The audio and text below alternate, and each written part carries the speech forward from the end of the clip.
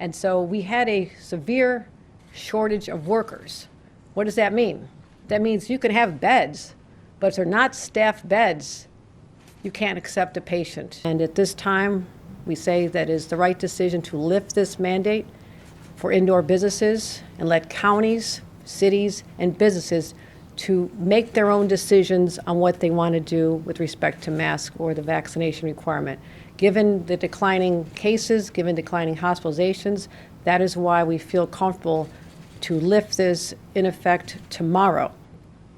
So let's talk about some places where it's still in effect. We are still going to continue for now the requirement at state-regulated healthcare facilities. I think that's very obvious of why we want to make sure our healthcare facilities are safe. That would be adult care facilities, nursing homes, correctional facilities, schools and child care centers, and I'll be talking about that in a minute, homeless shelters, domestic violence shelters, as well as bus and train stations. The federal government regulates the airports, the airplanes, and trains like Amtrak, so that is still under their jurisdiction. But also just know that those are more concentrated areas, as well as the areas where we believe people are most vulnerable. I want people to know this pandemic is not over. It is not over. And that is why we're still going to maintain protections for vulnerable populations in areas where people are very concentrated, because I want people to feel safe.